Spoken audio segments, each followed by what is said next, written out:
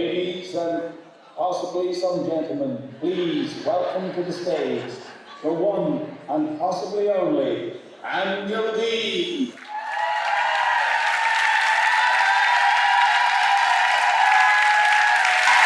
Hello, Letterkenny! How are you doing? Anybody weight gain? Oh, I hate the weight gain because I've always struggled with my weight. My fella's always saying to me, don't say struggled with, say you have a propensity to gain weight. Then it sounds like an achievement. As I went into my 40s, really developed that propensity, but I have this great weight loss hint, and it's these. I just hit my 40s and I just got a wardrobe full of these, and they're absolutely fantastic. Look at the shape they give you. Aren't they fun? You'd never know that these are a size too small, would you? I got these ones in Lidl. I went in for cheese and beans. I came out with these, 2 kayaks and a deep fat fryer, and they're fantastic. German engineering technology, four-sprung Das bottom. Oh, they're fantastic. They're called Dankepanten. Roughly translated, thank you pants. And thank you very much indeed. They really hold you in. I've lost all feeling from the waist down. But you have to make the effort, don't you? Do you like the outfit? Double leopard. It's not too matchy-matchy, is it? It's very popular with middle-aged women, isn't it? The leopard. Have you noticed? I first wore this to a 50th. I went in, every woman, leopard. It was like the Serengeti. But you do have to make the effort, because have you noticed that thing, the invisibility? Have you people just suddenly looking through you? I have got a friend, and she has 3 daughters, late teens, early 20s, and she said to me, Anne, they would sicken you. She said they're all the time going, oh, Mom, we hate the way fellas are always objectifying us, gawking at us. Oh, we feel so objectified. It's disgusting. She said she's thinking to herself, Jesus, I'd love to be objectified. I'd love to be walking past a building site again and see a fella looking down at me. And she said, just to hear a lovely wolf whistle once again. Did you hear that? She did that with her vagina. I could tell by the knicker muffle. She'd have to have some use for it at this age. And she said, just to hear those magic words once again, show us your tits. And she said she could go, yeah, there they are now.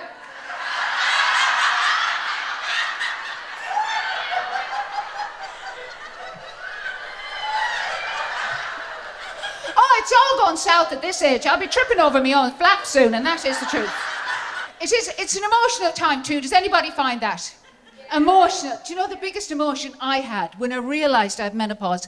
My biggest emotion was surprise that I had it, because I thought menopause was something that only older women got.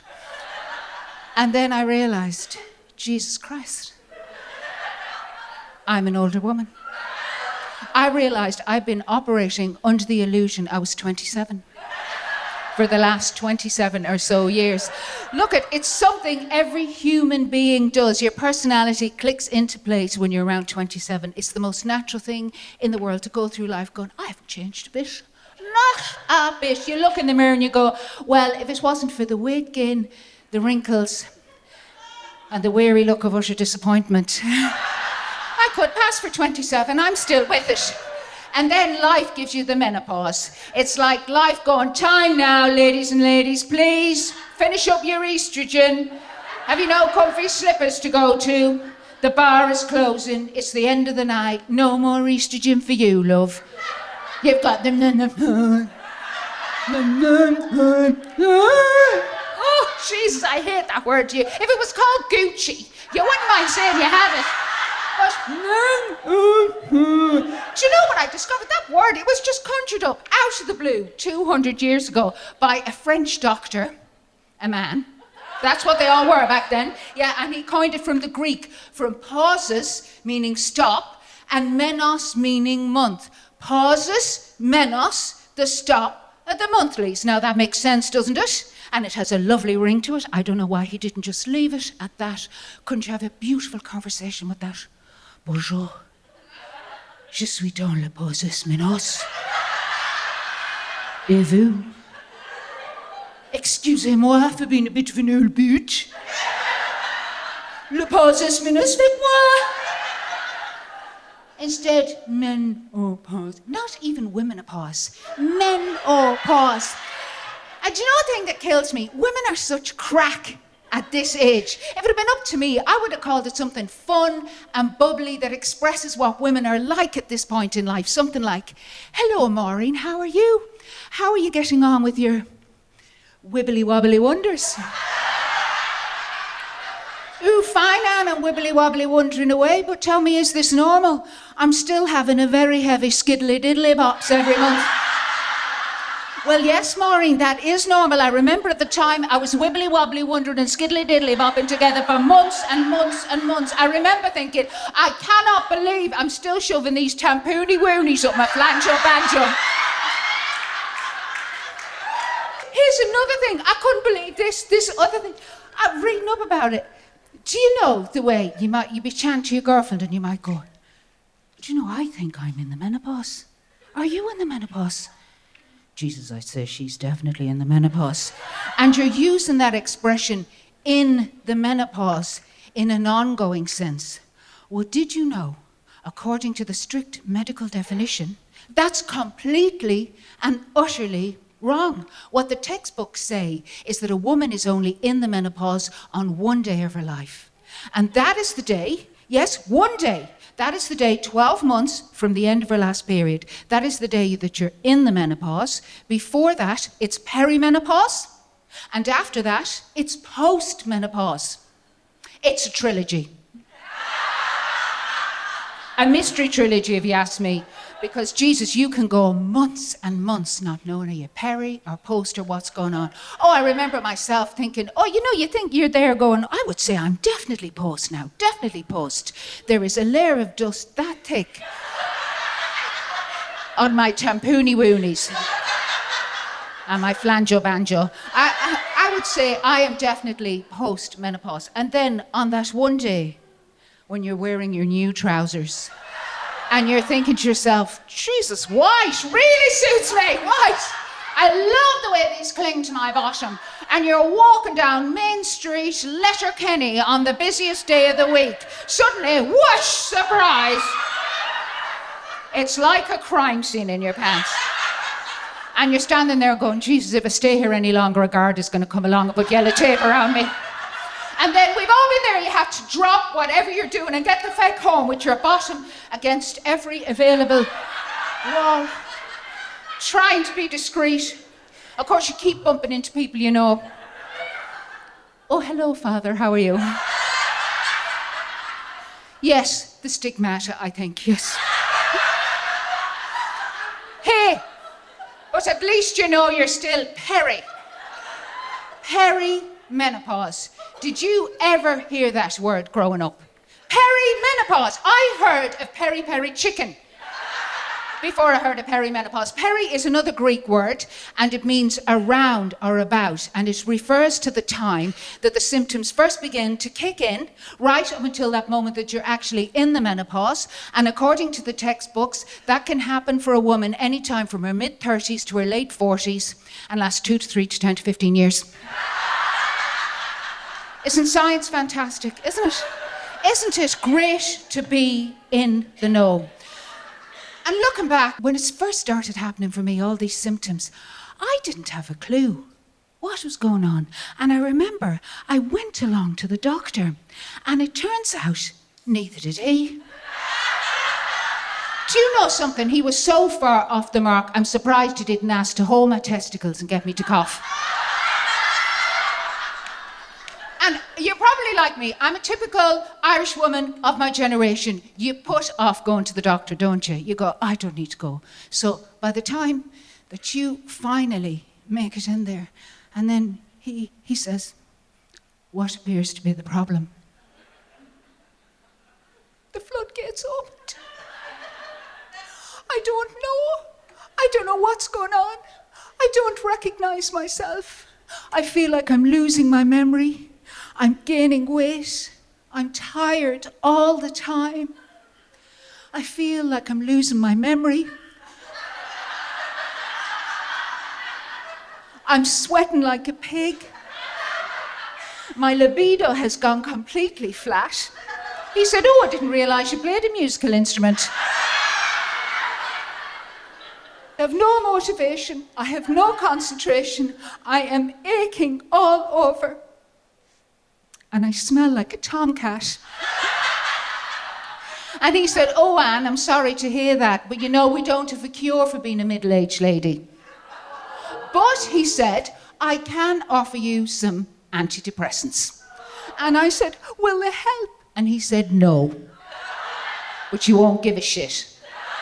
So at that point in my life, like so many women, I ended up on antidepressants for 4 or 4.5 years, give or take 6 or 8.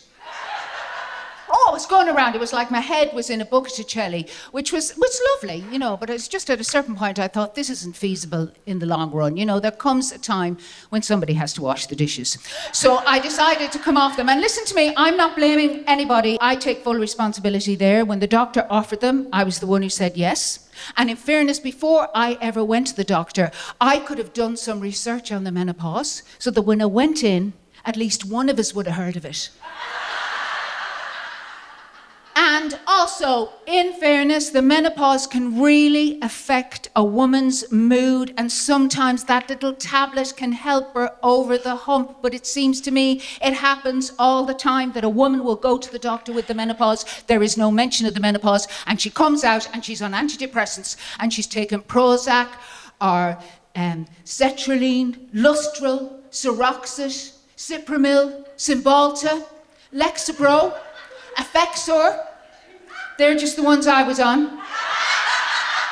Oh, there's so many of them. And they all sound like heavy metal bands. And then I was thinking, sure, it was the same in our Mother's Day. What do they have? Librium, Valium, Mogadon. What? Nothing. Oh, but I'm just saying, they had the medications.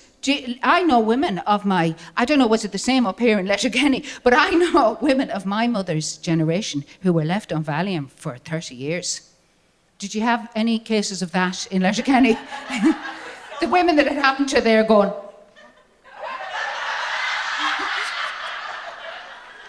Oh, you recognise women like that, they're very much like, oh, sorry, was there a queue? Isn't it shocking? 30 years on Valium. Did you ever go into the doctor now and try and get a Valium? You go in and you go, I've got a flight coming up. And I'm awful nervous. Could I have 142 Valium, please? But you barely get 1.5. Women left on Valium for 30 years. Do you know something? It's like medicine looks at women and goes, they're very complicated, aren't they? Should we just tranquilize them? And you can actually trace the roots of that idea back 2,500 years to ancient Greece and the foundations of Western medicine and the first name that they gave to the womb, which was the hystera, from which we get hysterical, hysteria. You can see the implication. Womb, therefore, loony. And here's the thing. It was talking to a fellow loony.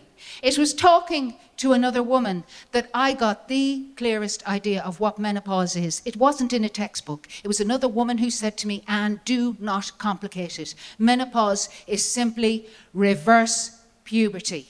She said, think back to when you were 11 or 12, your body suddenly starts producing all these hormones. It has a huge effect on you. You are now at the other end of that, and your body is ceasing to produce those hormones. So, of course, it's going to have an equal and opposite effect. What are those hormones? Estrogen, testosterone, and progesterone. They're very easy to remember. They sound like a Julie Andrews song. Estrogen, testosterone, progesterone, these are a few of my favourite things. Not anymore, Mary Poppins. They're all draining away. From beginning to end, you are going to lose 99% of those hormones. 99%. And then the question is, does that affect you? everything. Mood, mind, hair, skin, bones, ligaments, joints, your marriage, absolutely everything. But I will say this, the degree to which a woman will experience symptoms is individual to the woman. There are some women and they experience absolutely nothing going through menopause. And the technical name for those women is lucky feckin' bitches. Do you know who those women are? Those women are the pimple-free princesses that we all knew growing up. Do you remember those girls in secondary school? They just floated through the teenage years with the perfect skin. It was like they woke up one morning and womanhood had descended on them like a scented fragrance. Meanwhile, you were bent double with cramps every month. Overnight, you turned into a greasy-haired teenage pizza face. But somehow, you got through it. The hormones settled down. You grew up and you thought, well, thank goodness that is all completely and utterly over forever and ever. And then life gives you the menopause. It makes the teenage years look like the good old days. And another side of it is you haven't a clue. You know, I didn't know that my menopause was my menopause for years because there was nobody to explain it to you. Yes, we know the periods will stop. You might get the odd hot flush, but there's so many other symptoms. Do you know what my first symptom was? I remember in my early 40s, standing in my flat, suddenly going, just someone let a cat in here. A manky old whore of a tomcat spraying it stink everywhere. Oh my God. It was me. Overnight, there's no nice way of saying this. Overnight, I suddenly smelt like cat's wee. I now, you know the really pungent odour that tomcats, when they're marking the territory, that's what I smelled like. I thought I was going mad. And it went on for a couple of years. I know now that the fluctuation in hormones that happens during menopause can make your body odour go absolutely haywire. Didn't have a clue at the time. I just remember being out at social occasions all the time checking myself. I look like a Secret Service agent. The absolute low point. One day, I had an important meeting. I was driving along and it just suddenly went, oh my God, I'm minging. I had nothing with me, no deodorant or anything. I was absolutely desperate. I pulled into a filling station. I was looking through the shelves for a deodorant, anything at all. They had nothing except those trees that you hang on the rear view mirror. I just got a load of them under each arm. I smelled like a cat in a Ford Cortina on a hot summer's day. I thought I was going mad. And here was another symptom. I didn't know this was a menopause symptom. Suddenly, in my 40s, I'd be out with the girls, say, cocktail night or something. And I remember getting up to go to the loo and suddenly going, I've left you too late. How did that happen? I've been going for wheeze all my life. How am I going to make it to the loo? And you're there like an idiot going, oh, I love this tune.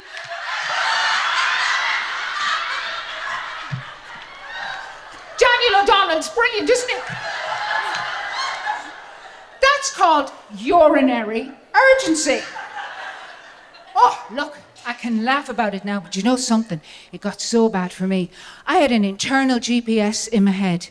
Everywhere I went, anytime I went out, I had to know where I could have the friendly wee. Oh, that bar is absolutely amazing. If you just go in like this. Barman, no trouble at all. He'll let you use the loo. He's so kind. That coffee shop is wonderful. You don't have to buy a latte, a muffin, anything. You just go in and they let you use the facilities. They're so understanding. Once I actually weed on the floor in there and they just crumbled a muffin on top of it. And you have to have the nice hotel too, don't you? That hotel is wonderful. You can just go up the back stairs. Nobody says boo to you. And you know what I like in a nice hotel? They always have that lovely, posh hand lotion that you don't get anywhere else. Oh, pheasants of the glen. Oh, it's great if you're caught short. Or you're going on a date.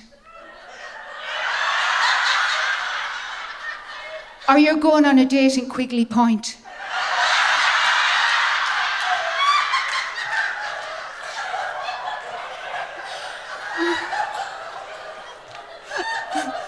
Oh, look, but there's the thing. I was accepting that as just a natural part of getting older. I just thought, this is inevitable. Do you know something? It's not inevitable, because that is totally a menopausal symptom. What happens is, as you lose estrogen, it really dries out the tissues down there. And as they dry and get thinner, they pull apart. That can cause escalating incontinence. I hope you're writing this down. And but here's the thing, there's a very simple solution. You can take a little bit of localized estrogen, even if you had estrogen positive disease. And it can just do wonders. Twice a week, I take my Vagifem vaginal pessary. Oh my goodness, the confidence.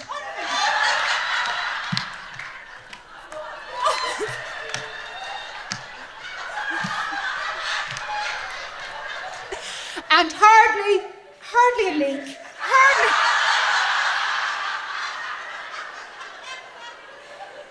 You see, it's just great. It's great to be in the know, but I have to tell you, do you know what the worst one was for me? This one really flummoxed me. In my late 40s, suddenly I got the most awful vertigo. I remember times walking down the street, I was just nearly falling over. Anybody else? That is caused by a fluctuation in your hormones that can, believe it or not, affect your inner ear. I didn't know that.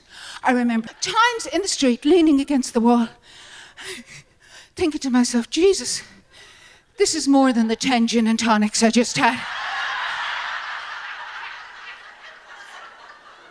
Didn't have a clue. Typical Irish woman of my generation, immediately jumped to the worst thing. Must be cancer. When I was 45, I had breast cancer, and I got through it okay. When that started happening, I thought, well, the cancer's back, and it's gone to the brain. I went back to the hospital. I got the oncologist to check me up. He said, Anne, I promise you, it's not cancer. I promise you, there's nothing there. Nothing there. Oh, but I remember coming out of the hospital going, I know my own body.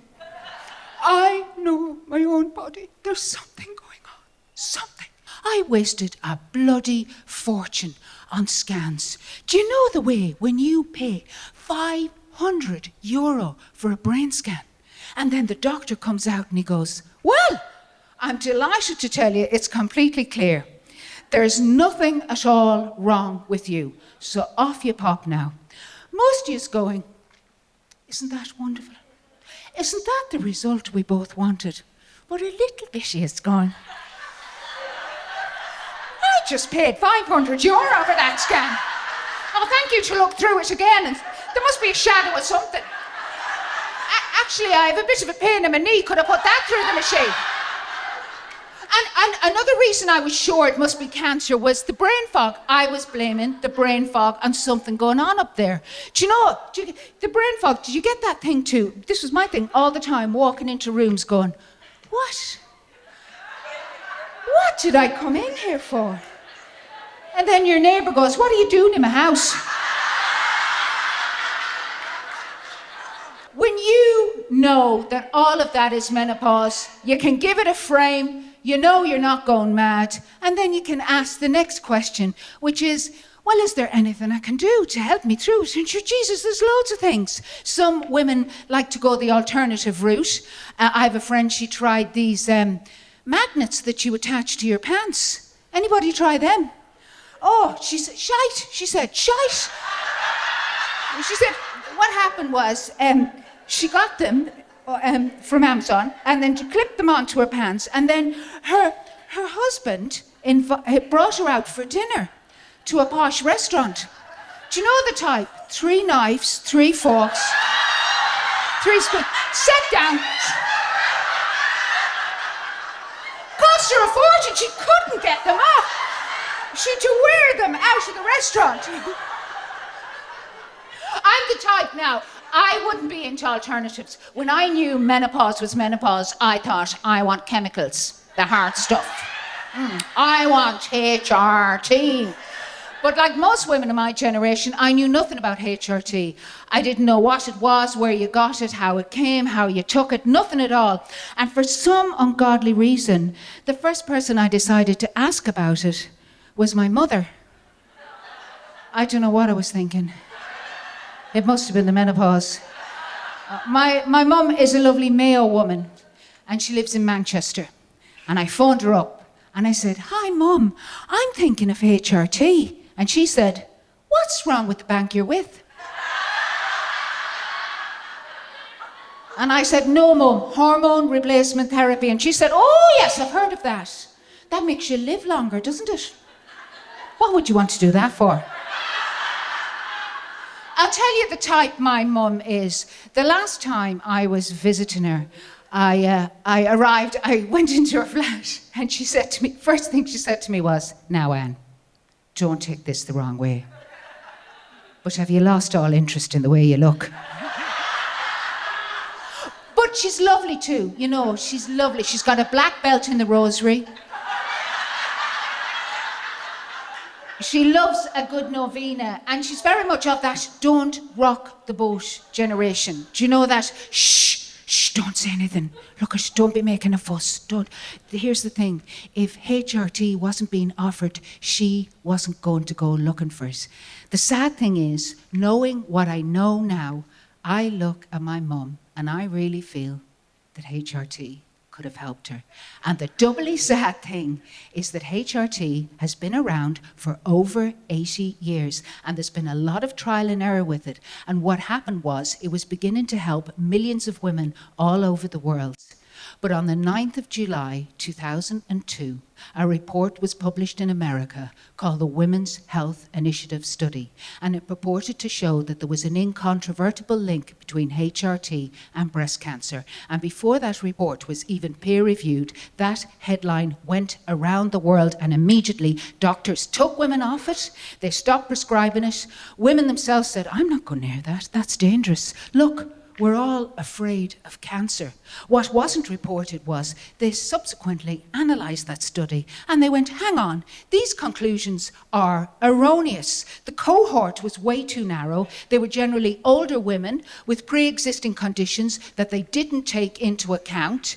And a huge thing was the hormones that they were talking about were synthetic hormones, not the body identical hormones that are generally used now. Hormones made from soya plants and yams that are chemically identical to the hormones in your body. A really compelling piece for me is that a lot of experts would now say that women should stay on HRT indefinitely to sustain their health into old age. Because, you know, menopause isn't just something you go through and it's over.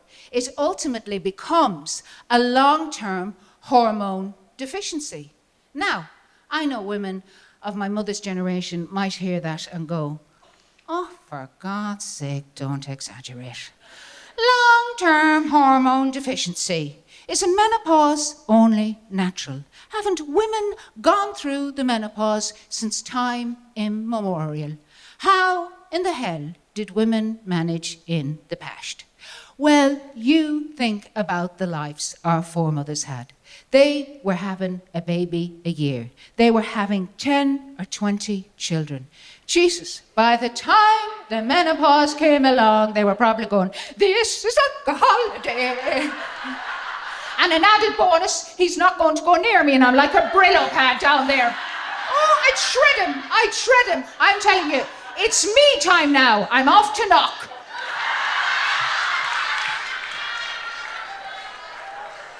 The thing is, we're living in different times. On average, we're all going to have longer life expectancies than they had back then. And there's been a lot of research done on women. You know, if you look into it, traditionally in medicine, the male body was considered the default, and women were considered to be faulty men with boobs and tubes.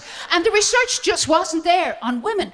But there has been a lot of research in recent years. We now know, for instance, that 1 in 4 Irish women will die of heart disease or stroke. We know women get twice the rate of dementia that men get and 4 times the rate of osteoporosis. And those 3 things in particular related to brains, bones and heart are correlated to the fall in estrogen that happens during the menopause. For instance, when you're looking at symptom checkers in magazines or on leaflets, you often see this symptom listed, bone loss. Have you seen that? Bone loss as a menopausal symptom. It refers to the loss of bone density that happens as your estrogen depletes. It can lead to fractures, shrinkage, osteoporosis. But I have to say, every time I see that terminology, bone loss, it does make me giggle. Bone loss. I imagine a woman coming in from doing the shopping going,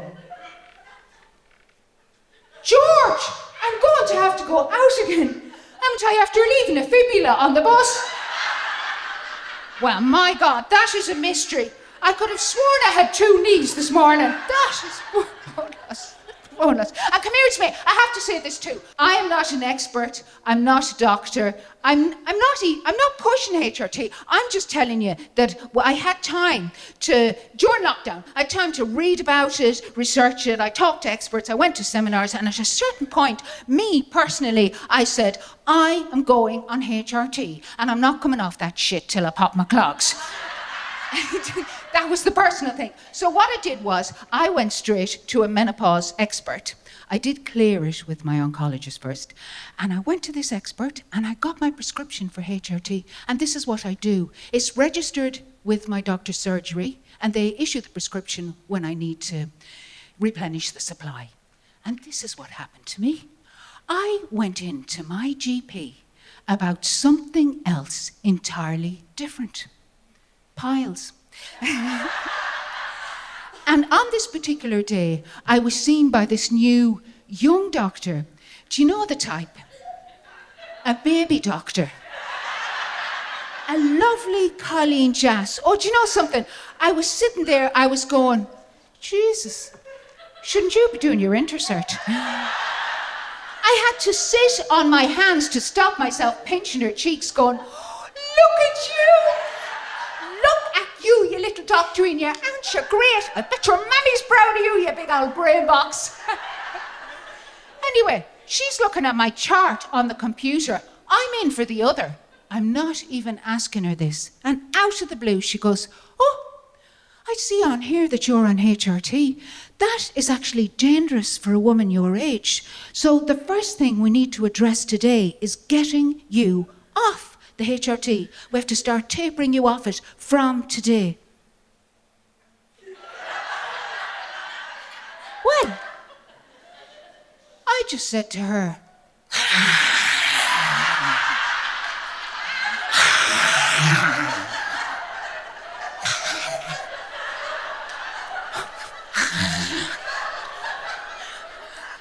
I said, I did my research. I went to an expert. I'm on and I'm not coming off it. And then I thought, hang on, you're making a show of yourself. So I explained to the doctorine, I said, look I've observed on my mother's side of the family, there is a huge issue with bone loss. My mother used to be the same height as me. Now, she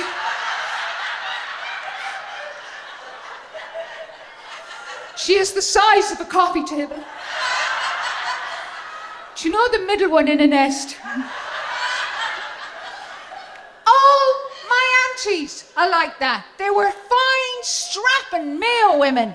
They spent their whole adult lives in Manchester. I go over to visit them. It's like a gnome convention. Hello, Auntie, how are you? You all right, Auntie? Are you okay, Auntie? I explained to the doctorine, I don't want to be a gnome. And then I thought, come on, Anne. You know, it's very important to keep an open mind. I thought she's young, she's intelligent, she's recently out of college. I'm sure she's come across research I didn't see. So, you know, I just asked her, why? Why are you saying these things? And she went, risk of blood clots. Here's the thing. If you take natural body identical hormones and you take them transdermally, there's absolutely zero risk of blood clots. She should have been able to extrapolate that from what she was looking at on her computer, because that's the HRT I'm on. And then the piece de resistance. She turns to me and she says, "And Anne, I will say to you, there comes a time in every woman's life when she must just accept menopause is a natural part of getting older."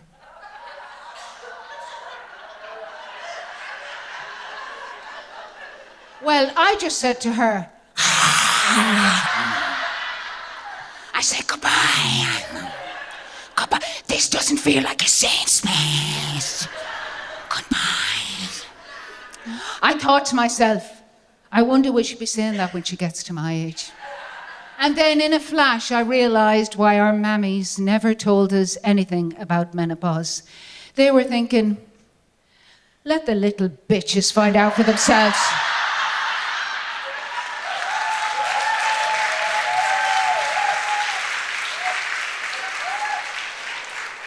Isn't it shocking?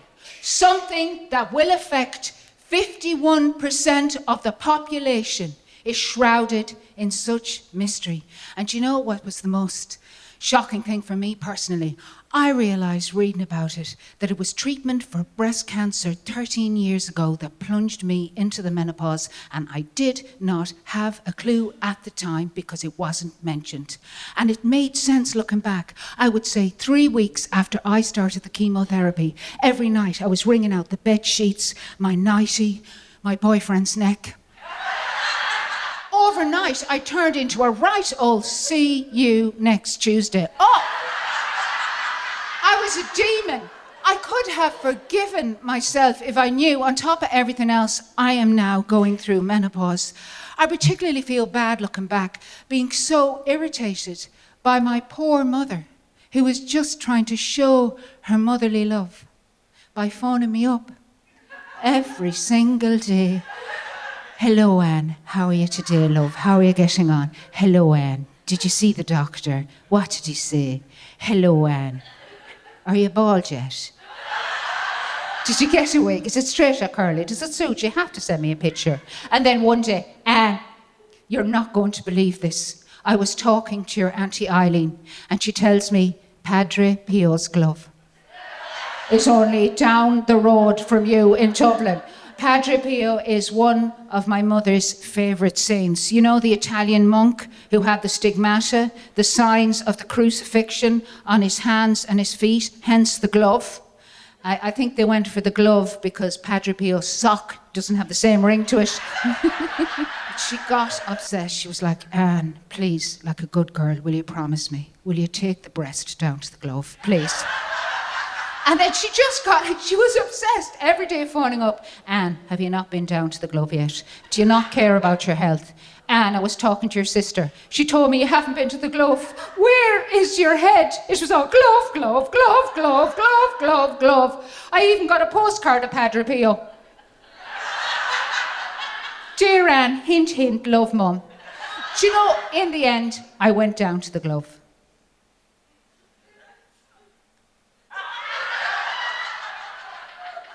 It's actually more of a mitten. And then I finished the chemotherapy. I had a mastectomy, I had radiation, I got the most wonderful reconstruction. I went back to the hospital every few months for about 6 or 7 years, till one day the oncologist said, "I'm happy to say you're cancer-free." I came home, I phoned up my mother. I said, "Mammy, guess what? I am cured. The cancer is completely gone and I don't have to go back to the hospital anymore." And she said, "No! Aren't you glad you went down to that glove?"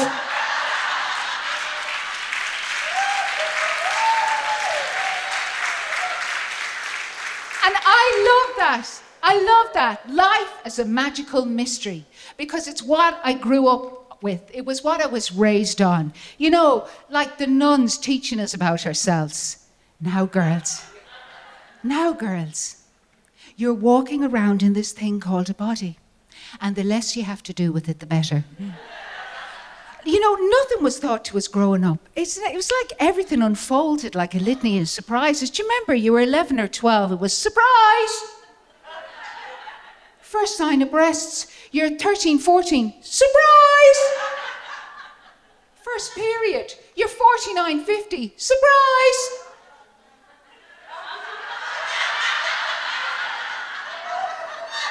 First mustache. Nobody warned you. Nobody's telling you anything. And I remember my period started in 1979 in secondary school. And unlike, I know some girls who just thought they were dying. They hadn't a clue what was going on. I knew what was going on, but it was just the shame. Oh, the shame of having to share something going on with your body, with somebody else. I had to go to the nun who dealt with strange female occurrences. Sister, shush. I remember going, sister, I think I need a stationery towel. She said, shh. Fan nomad, Gildea. And she went off down the long corridor. Do you remember the long corridors that they had in every convent? She just disappeared down one of them. She's gone for ages. Then I hear her coming back, and then I see her. And she's carrying this thing that I can only describe as a baby's mattress.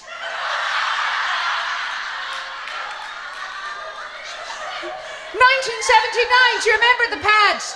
It was a huge oblong of compacted cotton covered in a kind of a netting with a loop either end. And on top, a belt.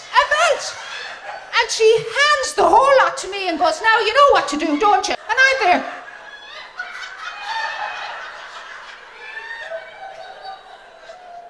I didn't have a clue. I remember going to the loo for the first time with all this stuff. Does anybody remember these belts? They were called ST belts, sanitary towel belts. Do you remember them? They were elastic. You just climbed into it. It was elastic around here, and it had a ribbon hanging down there, and a little kind of plastic hook on either end. It was kind of like a curtain hook. And then you took that huge pad. Now, you didn't so much wear it as you sort of got up in it, and you were sort of riding it. It was sort of like a sanitary pony.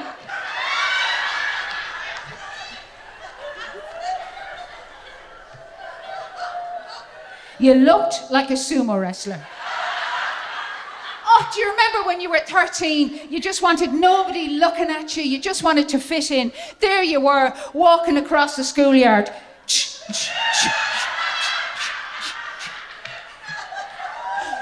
Younger women say to me, why didn't she just give you one of those pads you could have stuck to your panties? You know, a knicker sticker. Why? We didn't have them in 1979. They didn't come in until the early 80s. I always remember when the knicker sticker ones came in, because I will never forget the first time I tried one.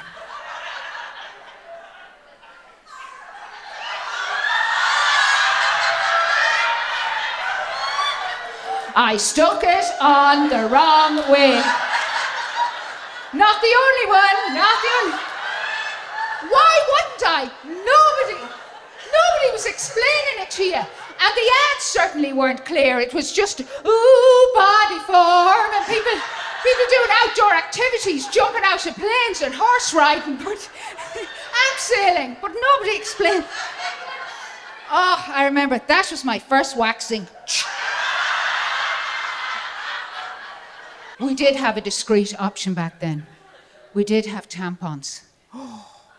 You wouldn't get a nun giving you a tampon, would you? That'd be like a nun giving you a dirty magazine. Here we are, just take that and put that inside yourself now. Oh no, even my own mother would not allow me use tampons, or tampoons as she call them. Oh Anne, you can't use tampoons. They make you lose your virginity. I look back and I go, my God, was she confusing a small sanitary product and a big hard cock? Oh, there was all this taboo around tampons. Of course, you're a teenager. teenager and you're learning about the world and your pals are, you know, they're closest in the whole world. So you'd be conspiring with your girlfriends. Should we just go and try tampons? Should we just get some and try them? Should we? And there'd be always one girl going, oh no, I wouldn't do that. I heard about a girl and she put in a tampon and didn't she forget about it? Didn't she die? And then when they were putting the lid on the coffin, didn't the tampon come down her nostril? With a baby attached.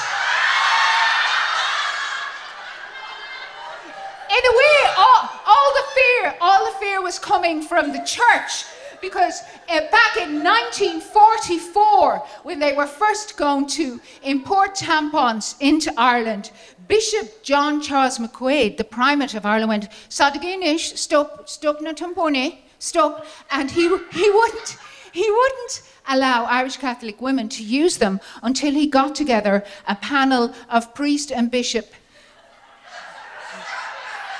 tampon experts.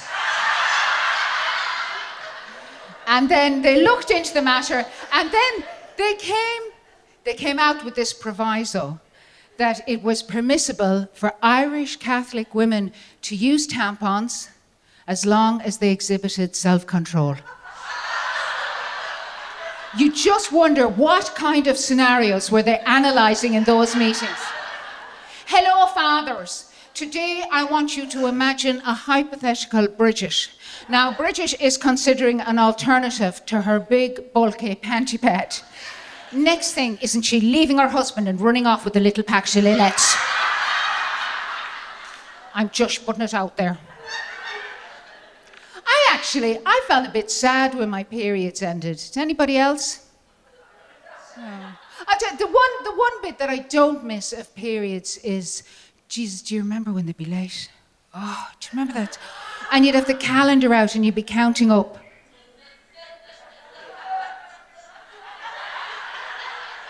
How many men did I sleep with this month? I don't miss that, but I felt really sad when they stopped, because I knew the exact moment it was going to happen, because it happened during cancer treatment. I was 45, and I remember I had a meeting with the oncologist, and he said, "Anne, you know what chemotherapy does? It shuts down everything in the body. It's going to shut down your ovaries, your periods are going to stop, and given your age, they're not going to come back." So he had told me that. I was about to start, but I had a gig down in Cork, and I'm down in Cork. And didn't that last period come? Yeah, and I thought, oh, last time on the blob. Last time surfing the crimson wave. Last time Arsenal playing at home. And I remember walking down Patrick Street in Cork, and I went into a chemist's to get the necessary, and I allowed myself a real moment to say goodbye to all the sanitary products. Goodbye, Always Ultra Secure, extra long, no leak, heavy flow pad with wings. Farewell, Body Form with the high-tech, ultra-absorbent blue gel and the ultra-breathable top layer for all-day body freshness and confidence. Goodbye, just shove it up with your finger, Lillettes. And Tampax with that stupid bloody applicator. Do you remember when the Tampax applicator was cardboard? And if you had a heavy period, you'd put it in, and then the whole thing would just slip out, and you'd be just standing there with this soggy tube of cardboard, and then the tampon hanging there like a bloody cigarette. And if you're like me, you go, I am not wasting a tampon. Get back in there! Get back in up there! I'm getting 5 minutes out here at least.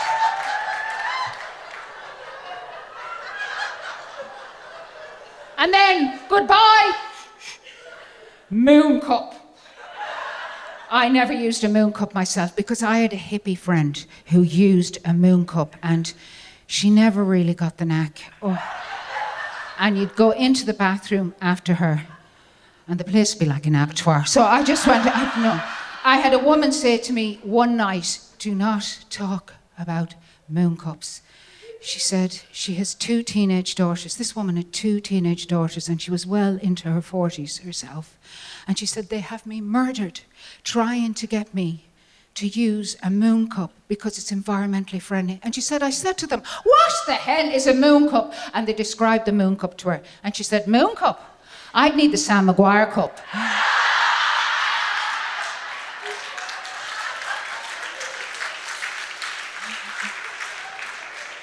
Anyway, there I was, emoting over the pads and tampons. And then the shop assistant came down, and he was a young fella with a cranky head on him. And he went, hey, you're slobbering all over the feminine hygiene products.